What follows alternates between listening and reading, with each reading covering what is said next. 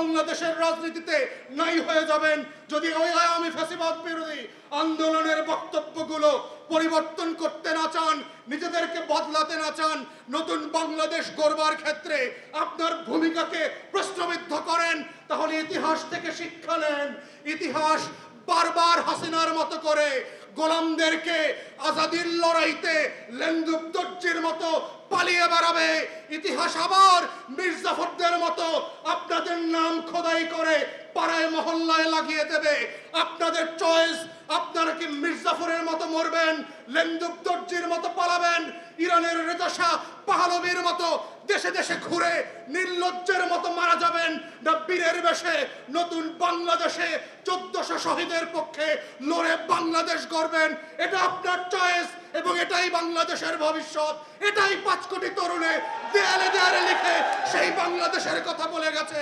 এই বাংলাদেশের বাইরে নতুন কোন বাংলাদেশ হতে দেওয়া হবে না। এই বাংলাদেশ হচ্ছে দায়দারদের বাংলাদেশ। এই বাংলাদেশই হচ্ছে 24-এর আগামী দিনের বাংলাদেশ। এতই ব্যর্থ হয়েছে মে জুনে যে তাকে সফর কাট করে চলে আসতে হয়েছে।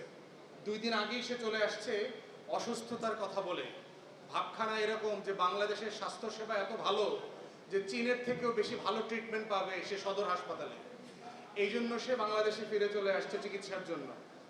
যেই নেতা নেত্রীরা দাঁতের ডাক্তার দেখাইতে আর কানের ডাক্তার দেখাইতে সিঙ্গাপুর আর ইংল্যান্ডে যান, তো সেই রকম একটা জায়গাতে যখন আন্দোলনটা ফুঁসে উঠছিল, সেই ফুঁসে ওঠার ঔনাসিক আসলে আমরা সবাই নিতে পেরেছিলাম কিনা? আজকে যারা বাংলাদেশে আমরা বড় বড় অংশীজনের দাবি করছি, আমরা যারা দাবি করছি যে আমরা জুলাই আগস্টে এই রকম সেই রকম বীরত্বের ইতিহাস রোল প্লে করেছিলাম, গত বছর এই সময় আমরা সবাই আলেকজান্ডার দ্য গ্রেট আর নেপোলিয়ন বোনাপার্টের মতো করে বাংলাদেশের পাড়ায় মহল্লায় আন্দোলন গড়ে তুলেছিলাম, যারা বলবার চেষ্টা করছে যে আমরা হইলাম সেই রকম বিজয়ী বীর, যারা আন্দোলনকে অস্বীকার করে করে সারা বাংলাদেশ চষে বেরিয়েছিলাম, তারা আজকে বাংলাদেশে বলবার চেষ্টা করছে তাদের বক্তব্যের বাইরে কোনো সংস্কার হবে না, তাদের বক্তব্যের বাইরে কোনো ঐক্যমত হবে না। কিন্তু তাদেরকে আমরা গত বছরের ক্যালেন্ডারের পাতায় পাতায় খুঁজে পাই নাই যে তারা কিভাবে এই আন্দোলনকে করছে।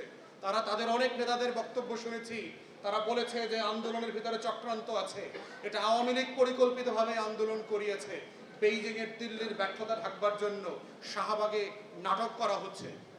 তো সেই বাস্তবতায় হচ্ছে আমাদের আন্দোলনটাকে মনে করিয়ে দেওয়ার একটা দায় যেমন আছে, ঠিক তেমনি আছে ক্রেডিট ব্যবসা করবার যেন কোনো ফাঁদে আমরা না পড়ি সবাই মিলে। কারণ বড় বড় আন্দোলনকে ঘিরে ক্রেডিটের রাজনীতি করতে গিয়ে এই বাংলাদেশে দেখেছি যে 71 কিভাবে স্পিরিট থেকে হারিয়ে গিয়ে চেতনা ব্যবসায় পরিণত হয়ে গেছে। 71-এর নায়করা কিভাবে দায়িত্ব পালন করে ব্যর্থ হবার পরেও ব্যানারে ফেস্টুনে পাড়ায় মহল্লায় নেতা আকারে স্বীকৃতি পেয়েছেন। সেই জায়গা থেকে আমাদেরকে 24কে মূল্যায়ন করতে হবে, যেটা যদি ব্যানার ফেস্টুনে হারিয়ে না যায়, আমাদের শহীদরা যেন নম্বরে পরিণত না হন। আমাদের প্রত্যেকটা শহীদ হচ্ছে এই আন্দোলনের সবচেয়ে বড় মাস্টার মাইন্ড। এই 1400 শহীদের বাইরে বাংলাদেশে 24-এর কোনো মাস্টার মাইন্ড নাই। আমরা সবাই হলাম 24-এর কর্মী। এর বাইরে হচ্ছে এখন দায় এবং দায়িত্বের কথা। আমরা 24কে কিভাবে ধারণ করছি, দায়িত্ব পালন করছি, 1400 শহীদের রক্তের হিস্সা দিয়ে কিভাবে নতুন বাংলাদেশ গড়ছি, সেটাই হচ্ছে অবদান এবং ক্রেডিটের রাজনীতি।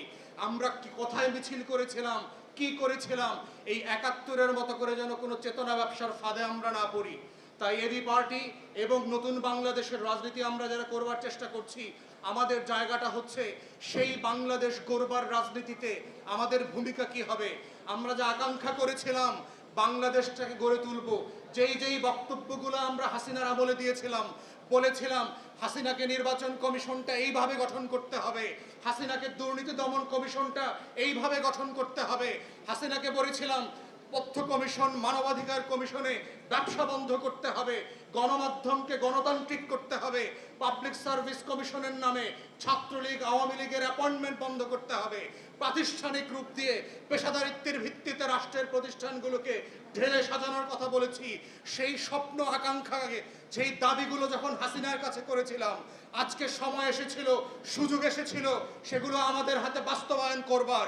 কিন্তু আমরা দুঃখজনকভাবে দেখতে পাচ্ছি হাসিনা যেই কারণে যেই যুক্তিতে সেই সংস্কারগুলো করতে নারাজ ছিল, করতে রাজি হয় নাই, সেই শব্দে, সেই ভাষায়, সেই যুক্তিতে আজকেও দেখতে পাচ্ছি বাংলাদেশের রাজনৈতিক দলগুলো সংস্কারে বাধা দিচ্ছে, দ্বিমত পোষণ করছে। এটা 1400 শহীদের পক্ষে, গণ অভ্যুত্থানের পক্ষে শক্তি হওয়ার কোনো লক্ষণ না, এটা গাদ্দারির লক্ষণ এবং আওয়ামী ফ্যাসিবাদ নতুন করে ফিরে আসার লক্ষণ। তাই সবাইকে স্মরণ করিয়ে দিতে চাই, 1400 শহীদের রাজনীতি করে আওয়ামীপনা করবেন, 1400 শহীদের নামে দিল্লির গোলামি কায়েম করবেন, 1400 শহীদের নামে বাংলাদেশে আওয়ামী লীগকে পুনর্বাসন করবেন, 1400 শহীদের রক্তের উপরে দাঁড়িয়ে গণ অভ্যুত্থানের কর্মসূচি পালন করতে করতে বাংলাদেশে সংস্কারের বিপক্ষে দাঁড়াবেন। সেই বাংলাদেশ আমরা হতে দেব না, খোদার কসম। সেই বাংলাদেশ আপনাদেরকে প্রত্যাখ্যান করবে, যেভাবে আওয়ামী লীগকে, শেখ হাসিনাকে, শেখ পরিবারকে প্রত্যাখ্যান করেছে, শেখ পরিবারের মূর্তি ভেঙে ভেঙে যেভাবে আওয়ামী লীগের রাজনীতিকে নাই করে দিয়েছে, আপনারাও বাংলাদেশের রাজনীতিতে নাই হয়ে যাবেন যদি ওই আওয়ামী ফ্যাসিবাদ বিরোধী আন্দোলনের বক্তব্যগুলো পরিবর্তন করতে না চান, নিজেদেরকে বদলাতে না চান, নতুন বাংলাদেশ গড়বার ক্ষেত্রে আপনার ভূমিকাকে প্রশ্নবিদ্ধ করেন, তাহলে ইতিহাস থেকে শিক্ষা নেন। ইতিহাস বারবার হাসিনার মতো করে গোলামদেরকে আজাদির লড়াইতে লেন্দুব দর্জির মতো পালিয়ে বেড়াবে। ইতিহাস আবার মির্জাফরদের মতো আপনাদের নাম খোদাই করে পাড়ায় মহল্লায় লাগিয়ে দেবে।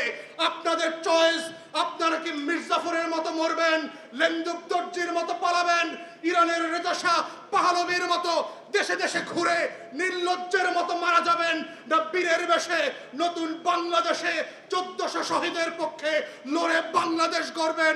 এটা আপনার চয়েস এবং এটাই বাংলাদেশের ভবিষ্যৎ।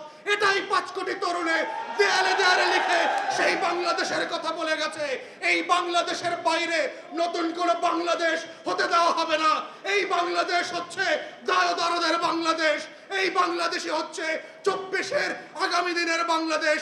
সেই বাংলাদেশ গঠনে সবাইকে রাজপথে থাকবার আহ্বান জানিয়ে আমার বক্তব্য শেষ করছি। আসসালামু আলাইকুম।